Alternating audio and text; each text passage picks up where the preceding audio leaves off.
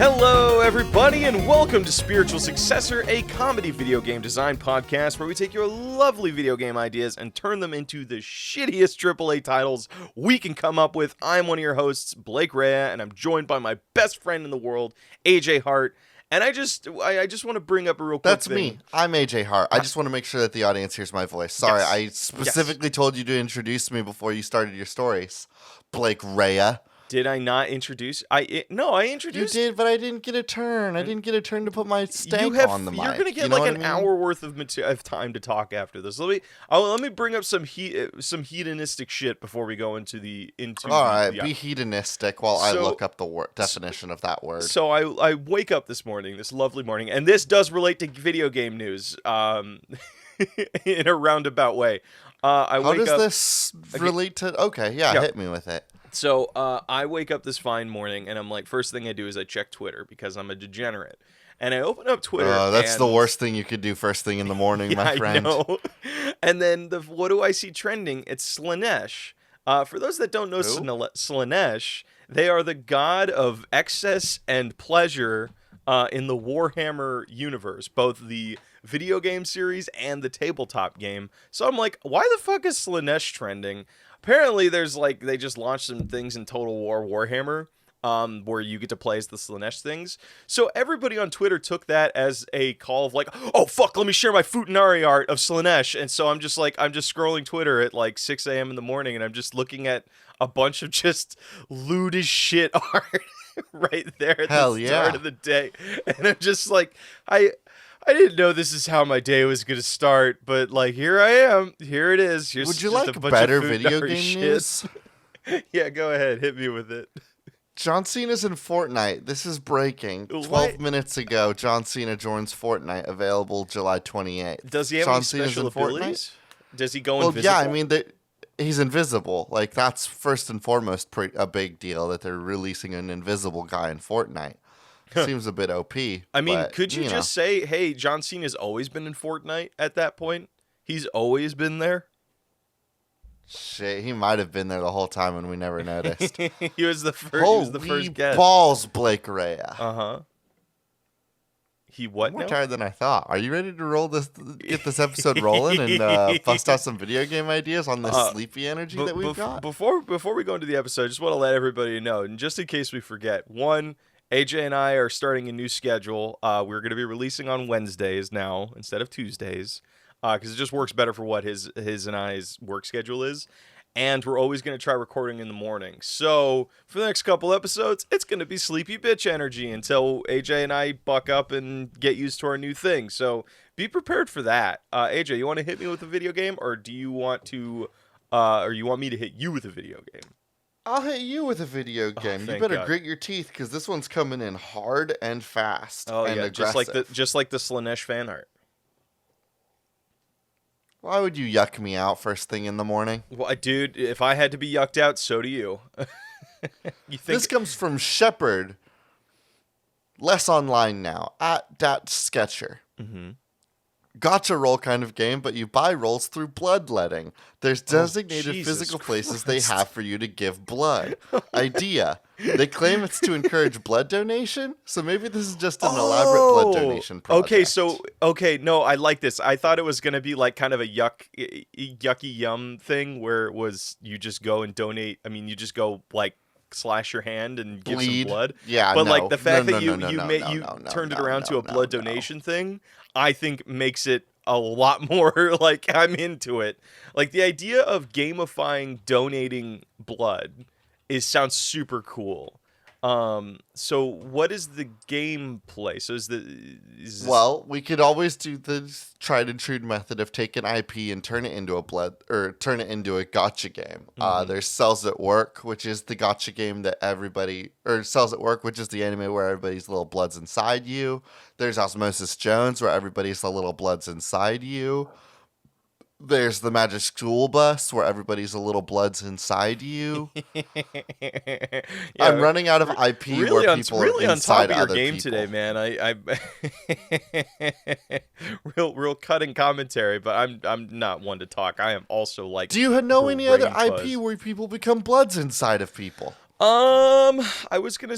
All of the ones that you said were the ones I was gonna say. I'm trying to think. Now, which one do you want to turn into a gotcha game? I feel like we haven't done an anime gotcha game like based off of an. I don't think have we done a game. I've never seen cells at work is the problem. So I could give you Osmosis Jones. The white blood cells have combat knives and they have like death stare looks, but like one of them's really hot. I mean, both of them are really hot depending on who you talk to.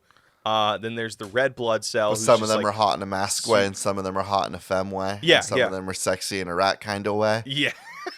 The red blood cell, if I remember correctly, is kind of sexy in a rat kind of way. What the fuck does that even mean, by the way? A rat sexy in the rat kind of way? Yeah, what does go that ahead and mean? look up bad guy from League of Legends Arcane. Like, bad guy League Arcane. Oh, he's just like kind of. He's kind of like fucked up looking, and he's kind of sexy in a rat kind of way.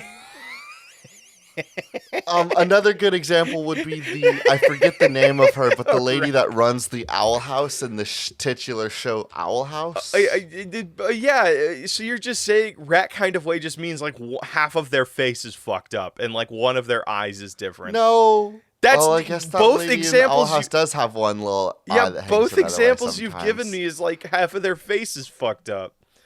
Well, it's more of just like they're a very sharp and angular human being, and you look at them and you're like, that person would probably dig through the garbage. But I can't not because they have to, but by choice. Like they just would like I look at them and I'm like, they're kind of fun, and I think they would choose to dig around in the garbage, and they're kind of sexy in a rat kind of way. I don't like that. I don't like anytime anybody says in a rat kind of way. You know what I always think? I think of that dumb rat short film where it's like we're the rats, and it's like in 1990s animation style where like there's just no shadows or texturing. I mean, there are texturing. It's just like it looks like it was displaying on a bowling alley screen from the 1990s. You ever see that short? Michael, are you talking about the birthday rats? Michael, it's your birthday. Rats, that is just one aspect of a masterpiece of cinema, a masterpiece of online cinema. Holy fuck, AJ, I am just obliterated right now. I am just like, dude. All right, this might be a short episode. All right, let's go back to the game. I think we need to focus on the crux of how do we make this game kind of sus.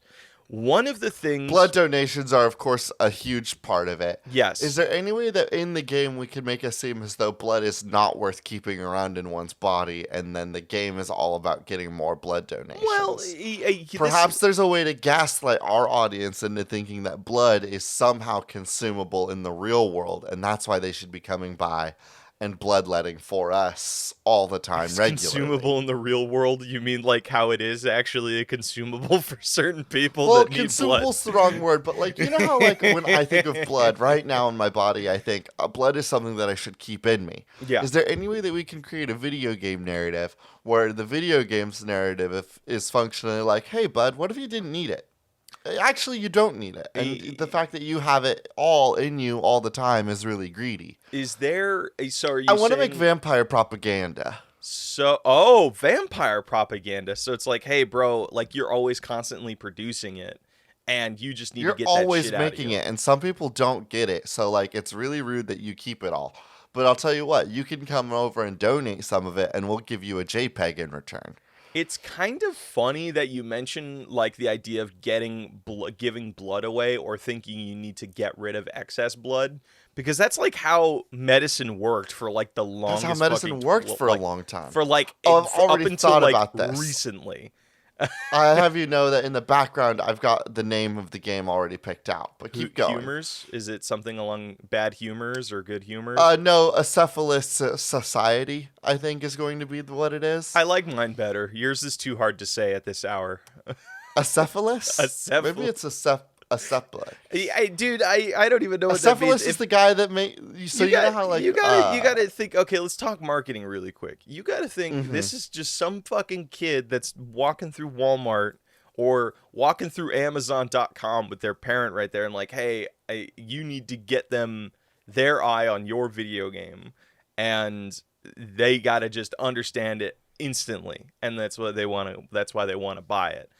So we can't use complex names like that. So I think if you call it like bad humor or good humor, like it'll be like, oh, you think it's one thing, and it has that catchiness.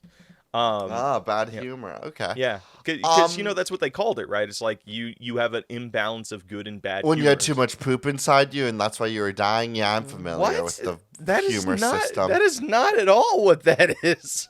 That is what that was, because the humor system had like the different biles, and then you had red stuff in you, yellow stuff in you, green stuff in you, and brown stuff in you. No, I think. And if any of them had too much, you were getting sick and dying. I mean, it sounds about right. It sounds medieval medicine is just it's bizarre. It's bizarre. It's bad. It was bad and wrong a lot of the time. So I guess what I'm trying to get at with this blood game is the thing that stands out to me immediately is that blood donation places have a limitation on how much you can donate within one day, and that is dictated by what you're donating and I think your body, your body size.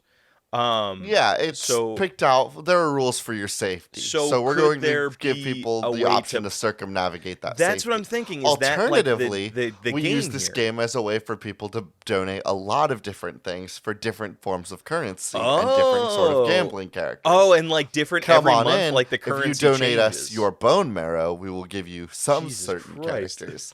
If you give us your blood, you'll get the normal, random, shitty chaff 3 stars. So if you donate your eggs, ooh, baby. You only got so many of those. You're going to get some good drops if you donate your eggs or your liver. So could you do a thing? Okay, so here it is.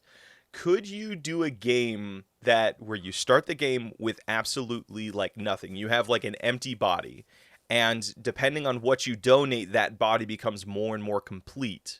And like each part of it is represented by whatever gacha JPEG or something. So you donate blood. Well, you got to donate blood until you get to, I don't know how much is in like a human body. I think it's like 9 liters or something. Until you get to 9 liters, you're not going to see all the veins on that body.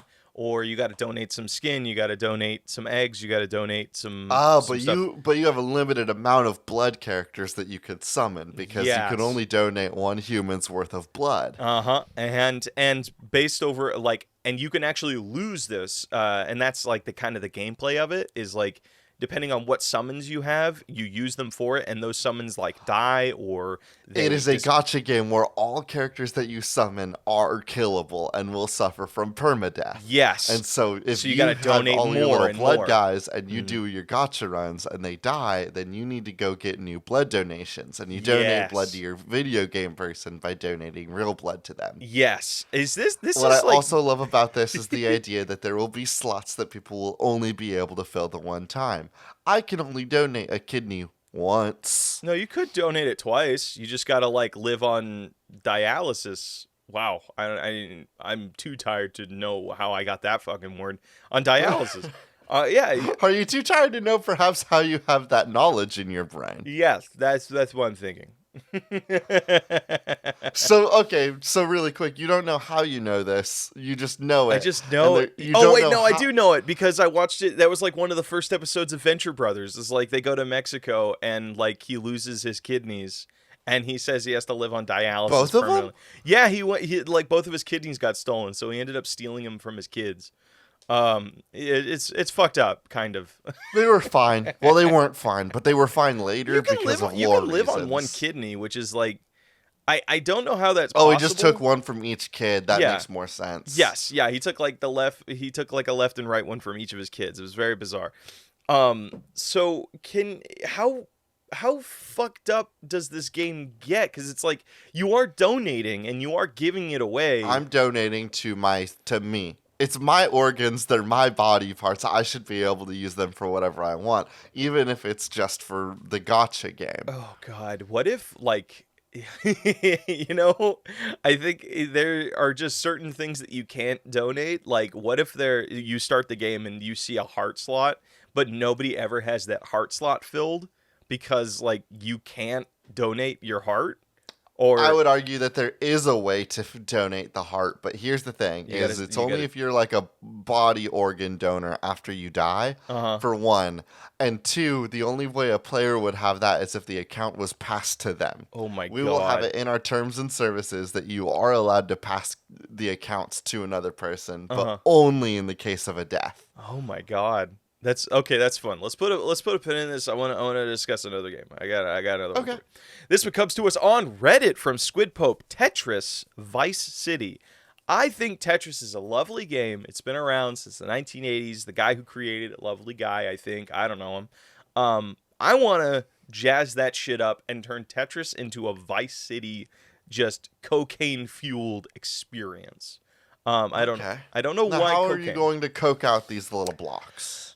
I think the way this starts is we Now, start. Blake, you've of course done tons of cocaine. So why don't you tell Yeah, me why do about you what think? your Why do you think I'm so experience is strung doing out right now? cocaine? I just woke up from a fucking crazy 9-hour bender of like after work doing coke and blow and drinking blue shells all day and night at the arcade. So, Mm-hmm. let's use my personal experience that I totally had to generate the backstory of I this was going game. to ask you for Yeah. your personal experience doing cocaine so that you could tell us what a Tetris block would be like if it was coked out of its brains. Okay, Because hold on, knowing hold you, on, Blake, you of course hold have the on, knowledge AJ, needed to make jokes about this. I have it. So what does Coke and Tetris have in common? They both use lines. The moment you connect a line in Tetris, you do a line of Coke off screen, and the game becomes more wonky looking. So the idea is. This is so fucked up. This is you're playing Tetris, but every time you connect a line, the visuals to the game get fucking worse and worse, and the game goes faster and faster. So it's this challenge game of trying to connect and get the biggest high score, but the game gets physically and dexterously harder and harder to play the more lines of blow you do. I have one problem with your video game That it's design. fucking awful and it endorses like No, doing no. coke in I excess. really hate the idea that you're doing cocaine off screen, so I would prefer that a very big, large WarioWare nose comes on screen and wipes away the line, and so it looks like it's snorting it. Yeah, it floats off. It's just a big nose that has rockets on the back of it, and it just like glides Mm-hmm. across screen. Yes. All right. Cool. Love that. Love that. And it's just like a very obnoxious snorting sound anytime it does a line, like a, you know. One thing that I think would be kind of fun, because I've seen this in some, I can't remember the games, but I love the idea of you are playing an arcade game and you think that's all the game is, and then the camera just zooms out and now you realize you're in like a 3-dimensional world that you can walk around, and the game becomes much bigger. So I think So what is the bigger game attached to cocaine Tetris? let's use my personal experience again. As you, after beating the game, no, I don't. Which is which is an acceptable and something you should honestly always be expecting to do. Everybody should be expecting that they can beat Tetris, of course. Yes. Which is a real thing that can happen for sure. I think it has been done. I think I think it's called a kill screen, I think is what it's called. It's like when you reach a certain amount of pointage. I know it's possible in Pac-Man, and I think Galaga. Using a bit of mathematics, it has been proven that Tetris can never be beaten. PBS has outlined some of the reasons why in the video below. Oh, okay. Well, regardless, I think in our version of Tetris Vice City, there is a end to the game where it's like you have done 100 lines of blow and you have somehow managed to survive all of the visual like bullshit that goes on. And now you've reached this sort of nirvana state where it's like after you do your 100th line, the screen cuts to black and it's like you just hear like angel like moaning music. That's not what it's called. It's angel chorus. It's Cruel Angel's Thesis. Cruel Angel's Thesis plays. No, Fly Me to the Moon plays, and and the camera just kind of zooms out, and you realize you're now in an arcade, and everybody that is around you is a Tetris block. It's like we then, Whoa. yeah, I'm trying to think like, okay, how can we turn this into some weird fucking Stanley Parable or what's that other game that just came out like a little while ago where it's like it plays mind perspective games with you, Subliminal, like an experience like that where it goes from being this Tetris drug thing. So all now, of the humans are Tetris blocks that you could push together and turn into a line, and then you disintegrate all of them because they are standing in a line. And now you move into like the next area, so it becomes this sort of like a game within a game, and it's just I think it's too I don't feel comfortable spoiling it yet, but there is a game that came out recently, you know which one I'm talking about, where like it opens up and just changes fucking radically after you beat the first section of it. I kind of want to take that same experience where it's just like, wow, something big and new just happened. Take me away. Like let's go for it. So then it becomes this sort of what we think of when it comes to a Vice City. It's an open world game, but all of the people are Tetris pieces. And now it becomes this sort of, you have to. And they all have guns, and they all drive cars, and they're running around a 3D space. So now I'm thinking, what is the ending of that section?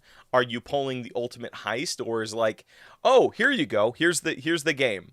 You do your 100th line, the camera pulls out, you realize the character you are playing, you too are a Tetris block, has run out of quarters, and now they can't just go rob somebody for quarters. Can I propose that you do have to get a perfect game of 999 clears? Like, if we're going to do this, I think we should really go all out. You need to find a way to functionally beat Tetris before the game opens up to its next I think doing 100 lines phase of coke is a pretty good benchmark. I don't know. Because here's the thing.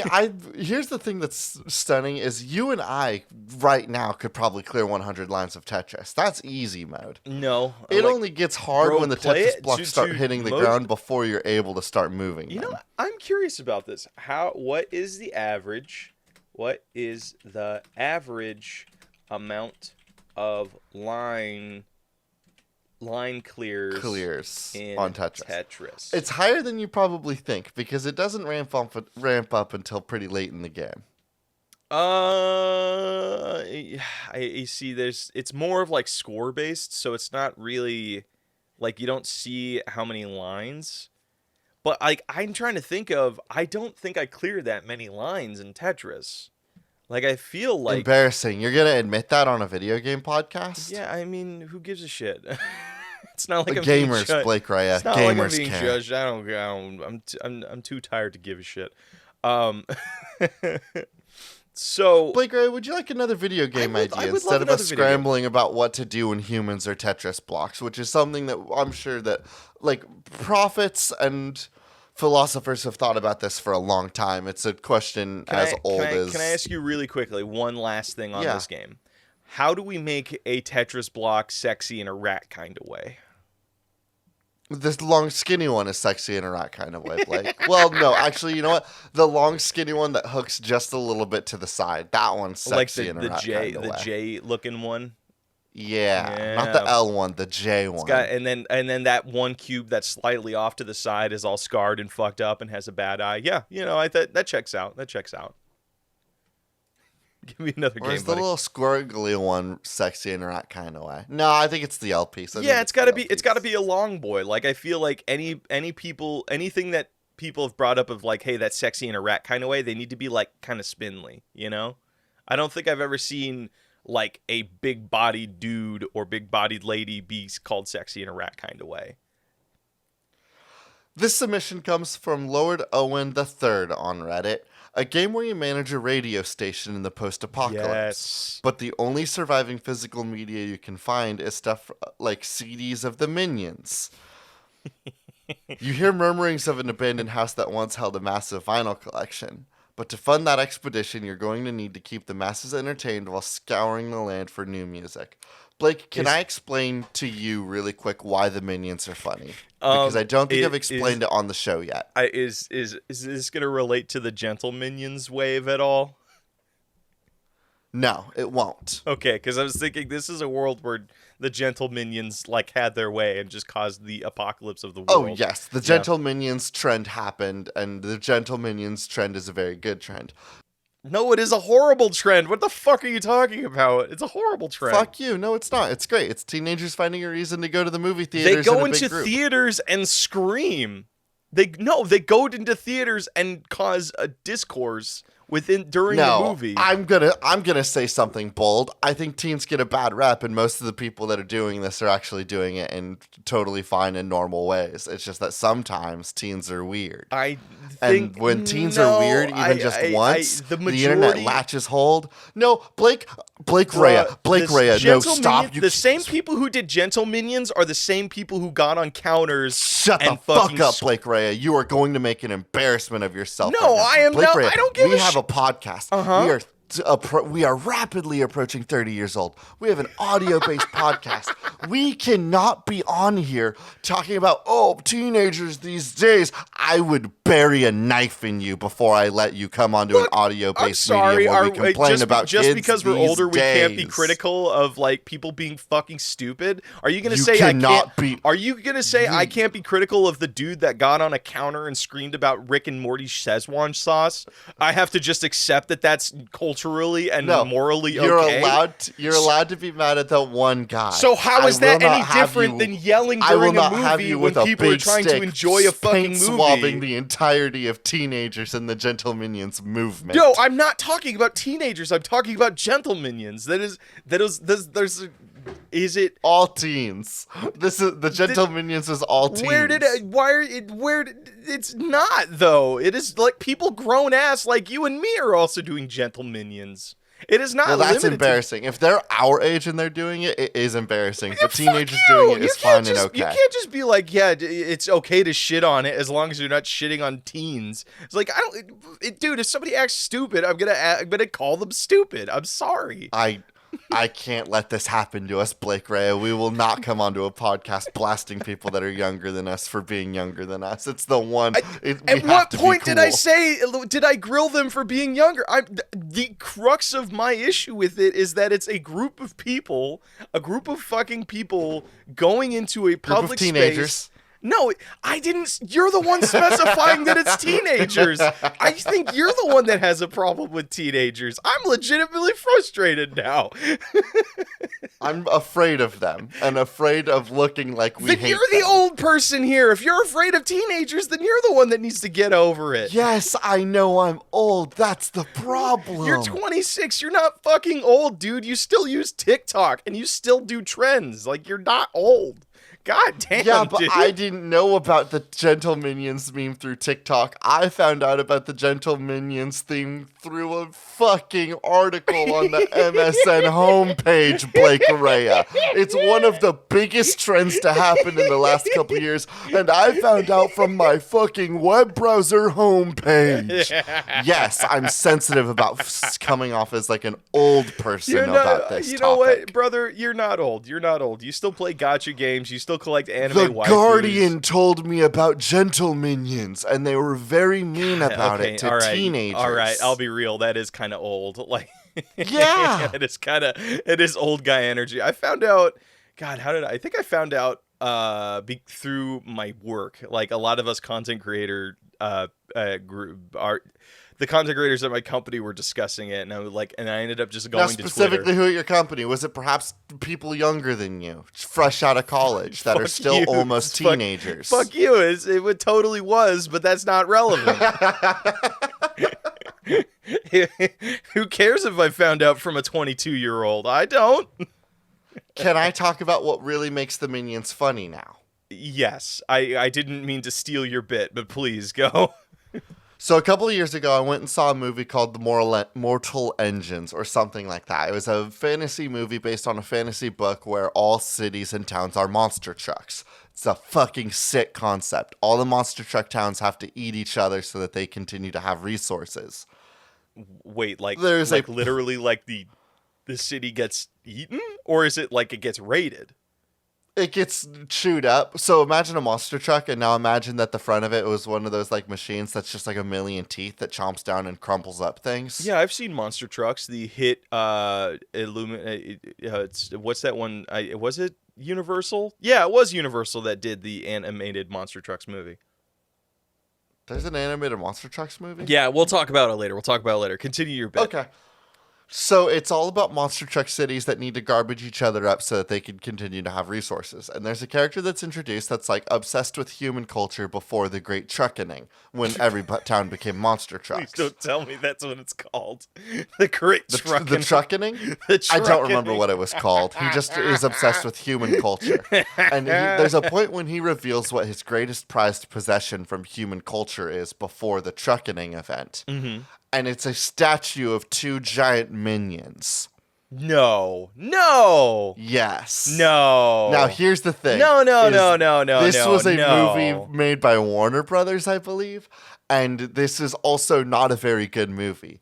But the gag that after human civilization, the only thing that will be left is minions is without a doubt the funniest thing about the minions. I mean, because this explains why there's so much minion stuff in so much culture. Yeah. Eminem, an artist who hasn't been front and center in fame and fortune for a minute, became a viral sensation for a moment because he made a post about the minions. There's a good chance that the photo of Eminem with the minions might be his most liked and favorited photo on the internet. So when historians look back on Eminem, there's not a 0% chance that they'll be looking at the minions. This is peak comedy. Hold on. Is this like it kind of looks like Minions, or it is like straight up the Minions? Mortal Engines Minions. No. The minions appear as a statue and are referred to as American deities in the film. It's the greatest gag imaginable. Again, I want to make sure that nobody watches this movie because this movie sucks shit. But this joke is the best thing ever. That is brilliant. That is absolutely fucking brilliant. And so anytime I see a Minions piece of anything and think that's gonna be there for a while, it crosses my mind. That's going to be left over when we're all dead and dust. Yeah. The Minions will still be there. No, like, it's crazy, but it's there's some truth in that. Like, the fact that there is so much merch out there and there is just so much Minions shit in the zeitgeist, both, like, being posted about, written about, shared. There's media, there's movies, there's video games. And for the record, Minions didn't go away. We had like 6 years where there was not a Minions movie, and Minions were still here. Really? No. There had to be. Minions were still being used in marketing material during a pretty long, dry spell of Minions or Despicable Me movies. No, like the first Despicable Me movie, Despicable Me, wow, there's going to be a fourth one? Jesus. Despicable Me 2 came out in 2013? Wait, there's gonna be a real fourth one, or is it gonna be another Minions movie? No, it's gonna be a real fourth. Wow, there is so much Minions. What the fuck? I love that even Despicable Me, all of the posters have the Minion front and center, not like Gru and the kids front and center. Yeah. That's very telling. There's two truths in the universe. One is that one day we will all be skeletons. The other is that one day there will only be minions. One day we'll all be minions. That is pretty funny. Okay, so let's talk about this video game where you need to go off on adventures to find a CD of the Minions soundtrack with tracks from Eminem.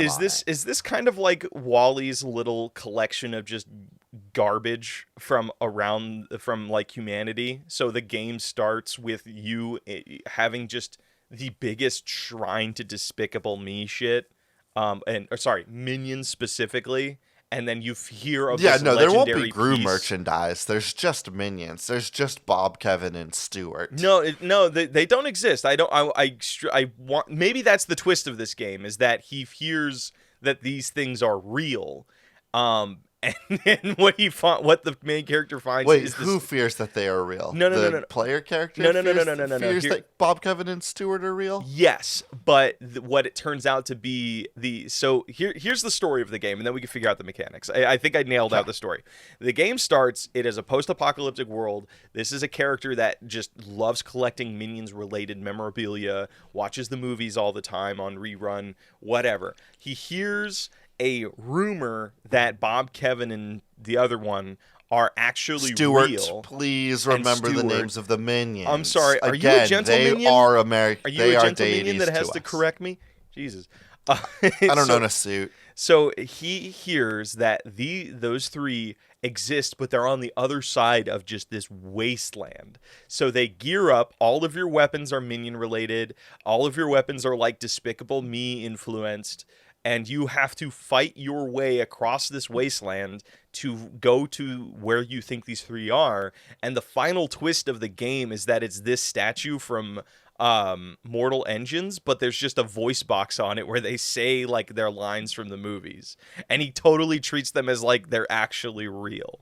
And that's the end of the game. I love this. Can I make one small alteration? Yes. You are going on a cross-world adventure to get to the minion statue. But here's the catch, is that you are not going there because you are a Minions fan. You are going there because you are a gritty, grizzled, bearded dad with a new child that you must be a father figure to. It's Last of Us, but Minions. Do you remember how the best moments in The Last of Us Part 1 are all those little moments that you get between Joel and Ellie where they're like, yo, look, movie posters. Yo, look, a video game cabinet. So it's your kid Yo, look, that is a movie that I with didn't Minions, get to see. What if it was like that? But every world event, every little discussion that the characters had was not related to a fake movie about werewolves. It was about the Minions. Yes. And it was about the Minions' renditions of Romeo and Juliet. And it was about the Minions fighting video game. And it was about the Minions movies. Okay, I love this. I love this a lot. A post-apocalyptic dad-child adventure, because those are huge. Those will always be huge. Because they're huge and they're always going to be huge. And it's about a minion-loving father and his new child. Why is that so big? Like, I don't want to go on like a huge... so big? I don't want to go on a huge tangent, but why is that such a resonant thing in media of like an unexpected father or a loner type coming across a child, and it specifically is a dad thing? I don't think I've seen this as like a mom. Yeah, I mean, it's as old as like Lone Wolf and Cub. Like, it's like what it's been around for a minute. Is it just like our societal understanding of like when we traditionally think of men, we think of them as very stoic and like emotionless, and it's just satisfying. Power fantasy of having the responsibility of something and not being worried about it. You think so? I think it more relates to our enjoyment of watching Power fantasy of having a child that you can tell to do chores and hold the light for you while you work on a car. Because that's really all that it is we can all agree that men only want one thing, and it's somebody to hold the light while they work on something. And I think that all of these video games and stories are just the power fantasy of creating the perfect little light holder. Yeah, and the light holder just changes via the game. Like in Last of Us, the light holder is Ellie's sniper rifle. In God of War, it's Atreus's bow and arrow and magic ability. Lone Wolf and Cub, it's probably the toddler not just dying when it's sitting around. Oh shit. Well, okay. So what is our arrow? What is our light that in this game? What does our child do for us that is minion related? How does this child hold the light? TM. This is probably going to be a new thing that we could just like start pointing towards in video game design in general, is the light holding analogy, because it is something. It's recognizable. It is like it's very easy to understand what you're getting at. So what is the light holder in this game? We could take from the movies, and like, what if there are weapons from the movies or toys from the movies that our kid is kitted out with? Like, that's the advancement, is like we keep finding them new toys that they can then use during combat or puzzles. So like, there's the fart gun. They distract enemies. Perhaps, hey Blake. Yeah, what's up? I've met video game designers that use I forgot the meme. Subtlety. And So they're all cowards and bitches, and I hate them. What if the analogy in this game really is that we are trying to create a child that is good at holding a light for us when we're in our rummaging sections? When we go into no, sections where we're actually if you're digging around no in the no no no garbage, no, that's we a do have fucking to ask cop out. the kid, to hold the light for us. I think that should be like one of the scenes, or like where like he's rummaging through garbage to find something for the kid. But you can't fucking make a game that is so minion centric and not base all of your mechanics around minions and Despicable Me. Like that feels like a wasted opportunity. It's Like, I've seen every Minions movie, and if you told me to make a video game about them, which might still happen, this is what we do here.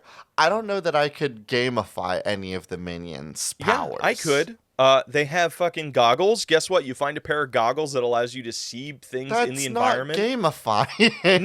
No, that is gamifying. When you find these goggles, it's like Batman the Arkham games when you turn on your detective vision, it highlights specific or special things that you can interact with. Bam, gamified. You have the fart gun. Cool. It shuts out a smoke bomb that distracts enemies while the dad character beats the shit out of them. Bam, gamified. Give me another one. You stumble across the nacho hat where you have like the salsa. Guess what? So we're That's just the reaching healing for items different in this like game. reference points to the Despicable Me verse. Yeah, like Okay. Yeah, it doesn't need to be. See, that I thought that you complicated. were asking me to think about the minions and the powers that they possess, and somehow try to find like a mechanical way to have them interact with the world. Well, but they're not in the game. Remember, this is like we think they're gonna be in the game. Like we're gonna finally meet them. But guess what? No, it's just statues that the dad has to. That's the credit scene. Is he has like all of the minion statues on a sled, and he's just like fucking hoofing it as their kid excitedly jogs in front of them. That's I'm the credits. excited for It's the adorable. opportunity that we're going to get to have of all of the bait and swaps of our character thinking that he's going to find a real minion, and then it's just a raccoon that got painted yellow on accident. Yeah. Okay, there we go. And then every adventure or every level ends with like you didn't come across the minion, but guess what? You got another clue to a potential minion. And somebody painted a fucking raccoon. That sounds so Yeah, gross. well, I was thinking the raccoon fell into a paint of, or like a jar of paint, but it could be that somebody personally painted the raccoon yellow. What if, hold on, can I pitch, because if we want to make this game, like, if we want, I think every game needs like some sort of little furry character or some sort of like little sidekick that you can turn into a toy. You're right. All of the What best if- games have a little fun little like animal companion, right? Like Halo has Halo's got the Arbiter. Doom Guy's got the shotgun.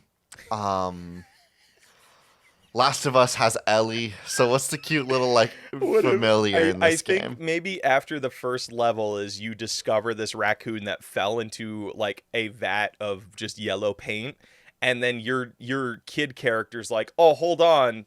And then she grabs like some fucking destroyed overalls from a trash heap and she puts it on the raccoon and says, look, now he's our little minion. What are we going to call you, little guy? And then just it just is a feral raccoon that hisses but follows along with them. And I love this. It's just And the best part is it's like a fun little like Easter egg for the player. The daughter will be trying to think of a name for it, and every level she will have thought of a different name that is just one of the minion names. Oh my God! no, She's it's like, Kevin now. Now it's Bob. Now it's Stuart. Are you a Stuart? Are you a yeah? And then like the final And I think level, that like Gentle-Minions will really love that bit and that gag.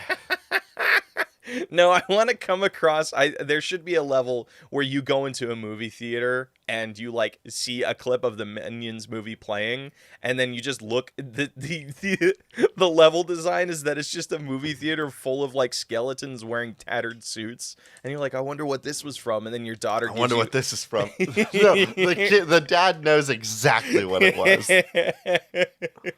And it's like, we don't talk about this. This is what brought about the extinction of the universe. And here's the moral plight of this is like your daughter who grew up in this doesn't have any context of what the world was before the apocalypse, but loves minions, she doesn't know that minions themselves are what caused this apocalypse. That's why the dad has such a Excuse me? What did you just say to me? You the remember? minions caused the apocalypse? Yeah, because the gentle minions caused the apocalypse, remember? No, the Gentle-Minions did not. We're not making a video game where teens led to the destruction of the world. Dude, stick with me here, because I think we're adding this level of moral complexity that this game needs. We have this dad character who is kind of adverse to all of these minion things, and the only reason he deals with it is because it knows it brings his daughter so much joy. So over the course of the game, the daughter is discovering that the thing she loves most is also what kind of caused this world to end. So it has this, we have this like nice gray, like Naughty Dog. This is not the humor area. of the minions. The minions are not a despicable force. The joy of the minions is the idea that despite anything and again, the minions were regarded as a human deity after the truckening, Blake. It is not that the minions caused anything nefarious to happen. The humor of the minions is that they simply exist as a constant, unrelated to anything They are a else. force in the universe. An ambivalent force in the universe, neither chaotic the nor world evil ended nor because good. of some like apocalyptic war analog of like how humans are just going to like destroy each other, blah blah blah, same old normal boring shit. It just so happens that it happened during a time when Universal and Disney were working on a Minions collaboration, and so when the world ended, the world was filled with Minions merchandise. All right. Just like in Fallout, where it happened on like Halloween week, the world is just filled with Halloween decorations. Yes. Yeah, I think that's kind of the vibe we're going for here. Okay, I understand your confusion, but again, I want to make it clear that the joy and the humor of the minions is that they are unrelated to all other things, and yet still there they are. I'm not saying your characters now have become flat, but they've become flat. They're like, hey Blake, we've played a lot of Angry Dad with a Child road trip games. This will be fine. This is an acceptable thing for our characters. Acceptable. Yeah, you're right. It'll just be like it's just the simple joys of being a dad in the apocalypse. You and I both played God of War 2004. Can you name a single character trait of Kratos other than grr? He fucks people's wives. Yeah, but that wasn't when he was a dad. That was a different character.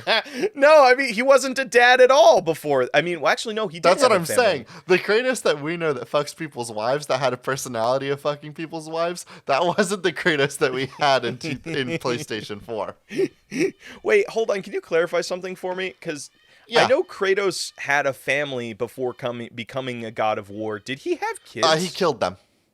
Oh. He did have a daughter, and he killed her too. Holy shit! What? Oh my god! It was a funny prank that Ares did to him. Whoa! And that's also why Kratos is white, is because he's covered in the ash of his family that he killed. Well, I knew about the ash thing, but I didn't know like he fucking straight up. Dude, that's like adds so much more to the fucking PS4 game of like.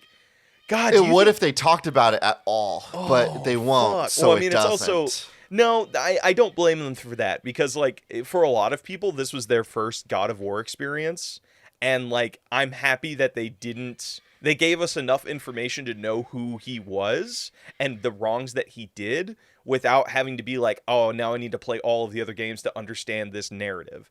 Like the stuff that they mixed in with what's her face, like where he's on the boat and like the ghost or the apparition of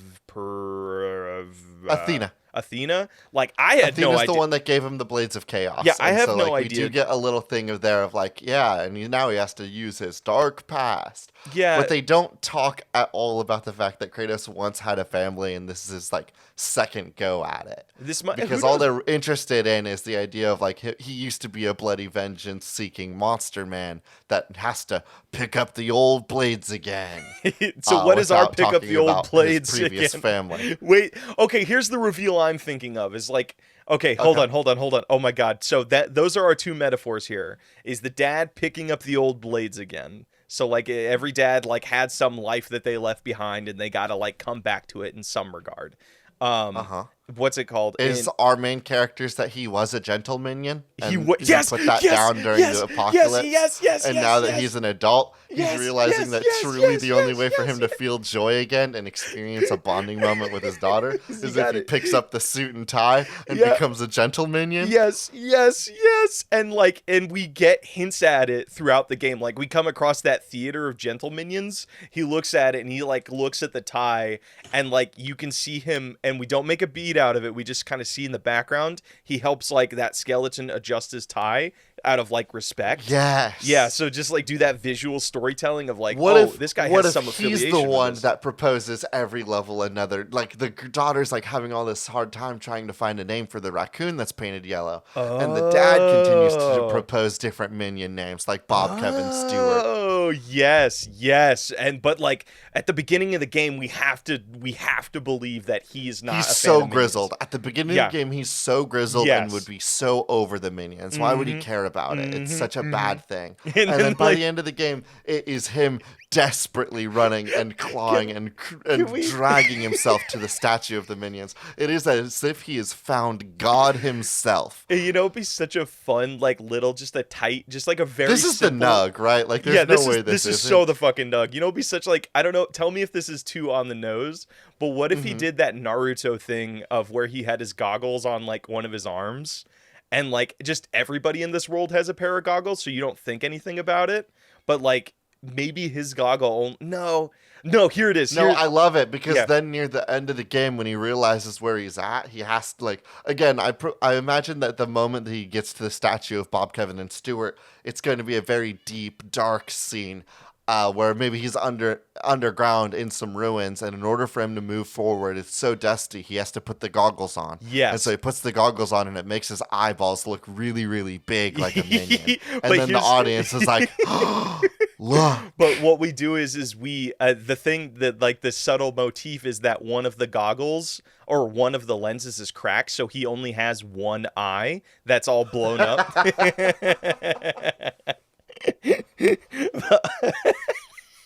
And one other visual gag that I think would be so funny is like something I've seen in like a lot of like post-apocalyptic movies is that they come across like a natural spring or like a natural like water feature that they take a bath in, and I think it'd be so funny if like our dad like strips and he like strips down to like his shorts, and like what does he have on his back? A fucking back tattoo of Kevin or like some minion or just something like that, and it's just like this grizzled ass dude that has a Minions tattoo. Just sounds so fucking funny to me.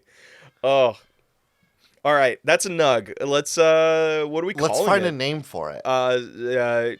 Journey to the West, or Minions Journey to the West. Gentle. Can we get the word despicable or minion in here in any way, shape, or form? Despicable Journey to the West. The Despicable Journey to the West. Okay.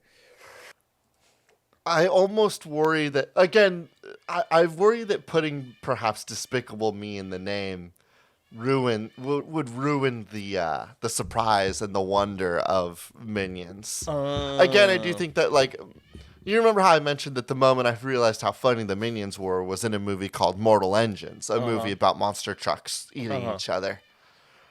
So are you saying do we abandon that and just try to think of like the most generic, boring ass video game name and just like drag on that for a little bit? Is Despicable Pilgrimage anything? Despicable, but then we're gonna run into the same thing that you were mentioning. Is like we kind of know the gag now. Yeah. But I don't think that's a bad thing. Like you got to think like this is something where we got to get them to pick it up, like buy it off of the shelf, right? That analogy of the light we need to. This is our light that we're shining on the engine. It's like we need. Well, then what if we don't even worry about it being a big dramatic reveal? What if we market it as a character's long and arduous task of coming back to his roots? Mm-hmm. What if we call it Return of the Gentle-Minion? Cut it, print it. That's good. Return of the Gentle-Minion. You're right. Back to the Return of the Gentle-Minion. There you go. Let's fuck it. That's it. Let's go to patch notes. Let's go to Patch Notes. Hello, everybody, and welcome to Patch Notes. Now, if you were listening to this podcast this week and thought to yourself, I could do better than that. I got better ideas. My brain's cooler and stronger and much cleverer than everybody else. I want to give them a video game submission from my horrible, stinky brain. I've got excellent news. You can check us out on Twitter at spiritual_suck. Nope, there's not an underscore before suck, is there? No, it's just spiritual. It's just at spiritual suck. I've got great news for you. If you want to go over to twitter.com, you can follow Spiritual Suck on Twitter right there, and you can give us your video game submissions there. Or if you're more inclined towards the Reddit, you can check us out on our personal Reddit of Spiritual Successor Podcast. Or if you're an old school type, which I respect, you can send us an email at spiritualsuccessorpodcast@gmail.com. That's going to be where we leave the episode this week. As always, our intro and outro is Cheap Shot by Anamanaguchi, an excellent song from an excellent band for an excellent game. I've been one of your hosts, AJ Hart. And I have been your other host, Blake Rea, the Gentle-Minion. This has been Spiritual Successor, and these are cool games that should not be made.